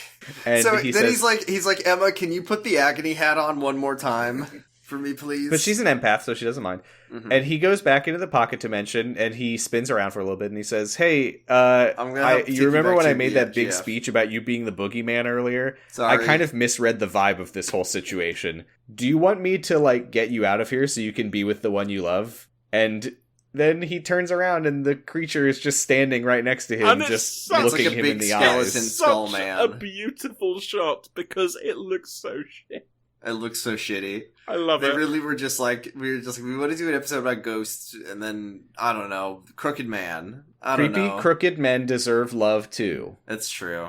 I'm always saying this. And then... The TARDIS starts to fly in. We get another the doctor shot. Says, get ready to jump, and that's the episode. I really like the fact that they went for the risky maneuver that might destroy the TARDIS if you do it not good enough. But I guess he trusts Clara. And we had to get another shot of her hanging off the control panel and screaming. Whoa! Whoa! That's the end of the episode. I liked watching it. Mm-hmm. And I also was recognizing that it had some very weird stuff in it that I didn't quite understand why it was in the episode. I thought the beginning was really strong. I'm gonna give it a C. I'm gonna give it a C+. It's like upper end of middle of the road to me. Wow, that is okay. I'm sorry you liked. It's fine. You liked it. That's okay. That's fine. I thought it was really good. I thought that the mystery was interesting. I thought that it was really bold to do a double twist of setting up a ghost story, then saying, actually, it's not a ghost story, it's a woman who is in danger, but it is actually still a ghost story because she's being chased by a ghost. And then twisting it again and saying, actually, no, it was never a ghost story. It's just a person running from something that it doesn't understand, but the something that it doesn't understand is just someone who is also in trouble.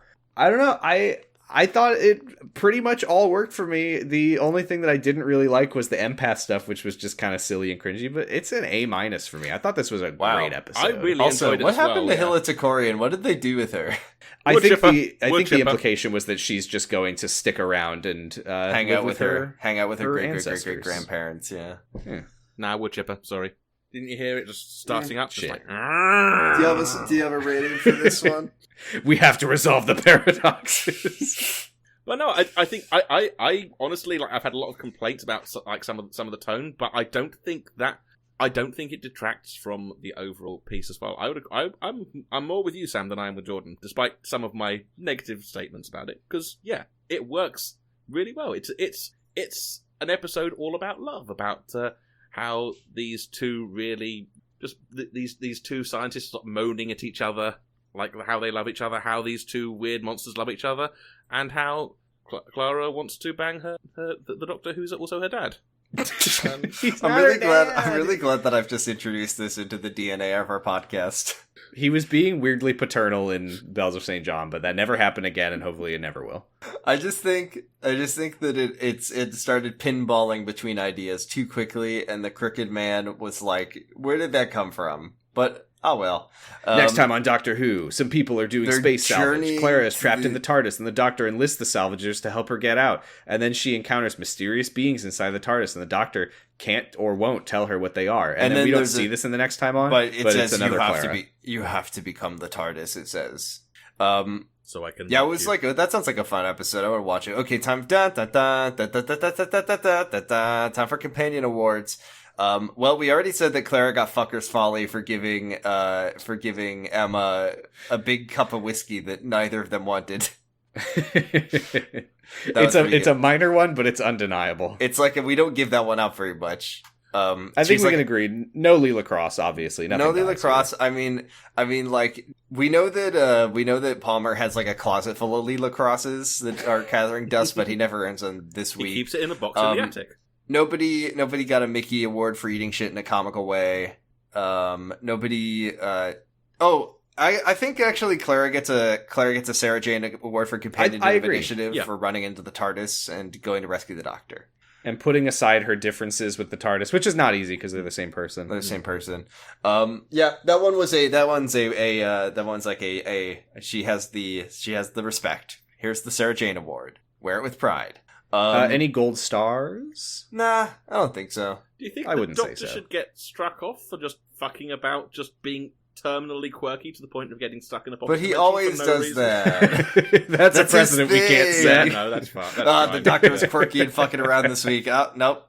But that was he loses his egregious license. fucking about, though. It's always egregious fucking about. I need to start I watching guess he this show kind of again. did some human experimentation. Are we He cool did. with that? He did say, "Are you?" Yeah, that's true. That was a non-ethical medical practice. That was I malpractice. look forward to finding out if this kills you. Yeah, I look forward to finding out how much this hurts you. Okay, here's the exciting time. That's the word. Witch Doctor. I don't remember how Witch Doctor fits into our episodes with guests. Do you tell us what you want us to watch? What do you want to watch? And then we'll feel free. Yeah. Who do you want? I am going to say, actually, that's a good question, because I probably am actually going to start watching this. Like, I'm probably going to start watching along with you both, because I really enjoyed this experience, and my wife did. It's a very fun way to watch Doctor Who. Yeah, the correct way. My wife really enjoyed it as well. Like, I watched it with her, and we had a great time. So yeah, I'm gonna keep doing this until it gets shit. So let's get some flux. Come on. Oh, I don't want to have to keep watching this show. Using Jodie. I'm playing Shooty's Gambit. Oh man. Give me flux. I think we've had enough space. I'd love to see Eccleston again. That fucking 0.79% is so tempting to me.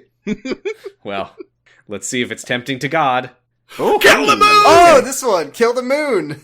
Series 8, Episode 7, Kill the Moon. I don't know why, but I feel like I have memories of when we saw this on like a Next Time On or something. People were being like, "Holy fuck, it's Kill the Moon." We love this one. Do we see Series 8, Episode 6? Let's see. I know stuff about this episode. Oh, yeah, that's the Next Time On from the Caretaker, yeah. I like the Caretaker. Yeah.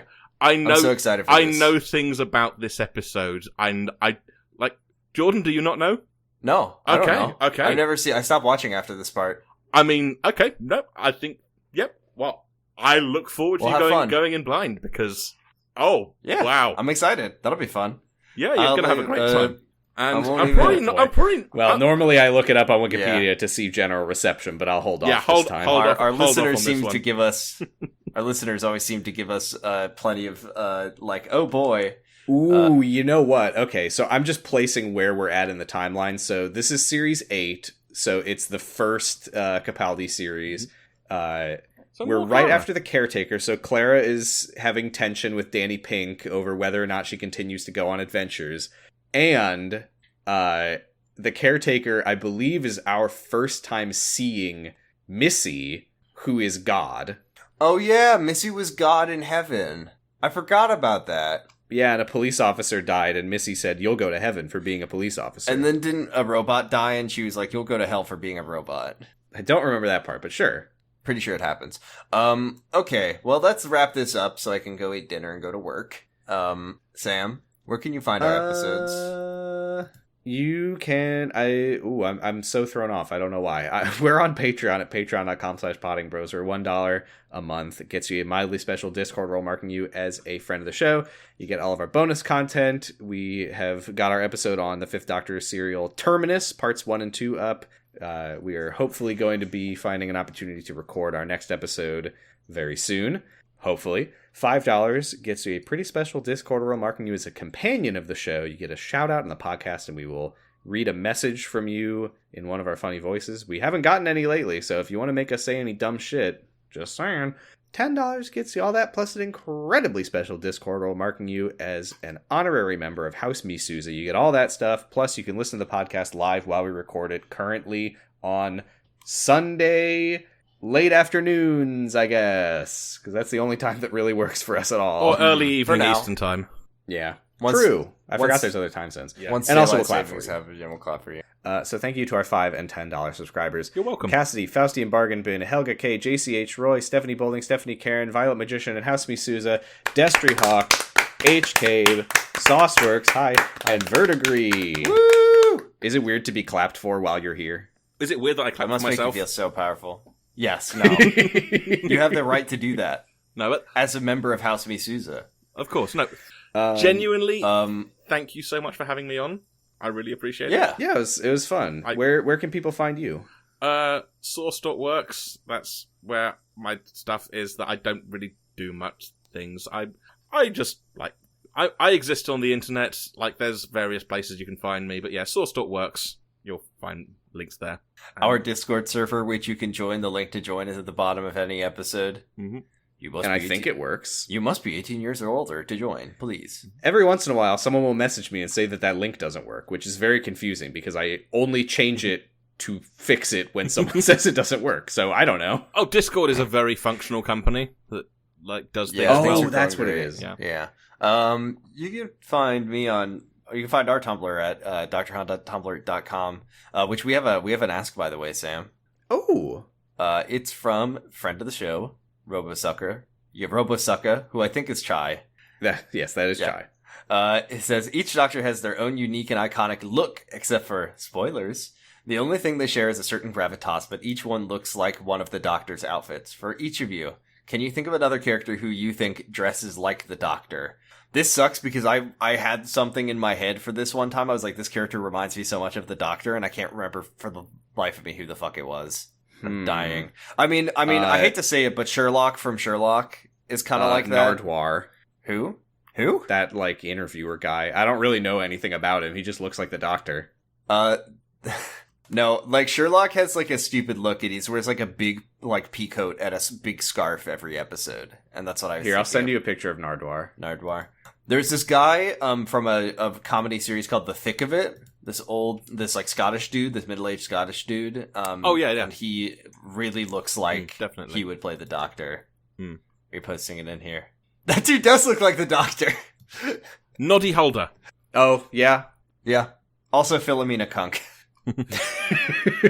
That person, like, fucking broke my brain, because now every time I watch Kunk on Earth, I'm like, she could play the Doctor. She should play She the will. Diane Morgan will play the Doctor. But in character. Oh, I As know what I was Philomena thinking Kunk. of. I was thinking of Bridget Christie on Taskmaster. Yes! Her outfit Yes! I could see as a Doctor. 100%. That'd be fun. Yes. And she would walk like that too. She'd do a weird walk. Okay. Okay, that's our Taskmaster reference for the week. I remembered it. I'm so glad. Yeah, we're all out of sorts here, but I'm on co-host at Positive Stress. You can listen to my other podcast, Sounds About Light, where we're on break right now, but we'll be coming back pretty soon with Kingdom Hearts Birth by Sleep 0.2, A Fragmentary Passage, and then Kingdom Hearts 3. Man, you're really getting through it. That's it for this week.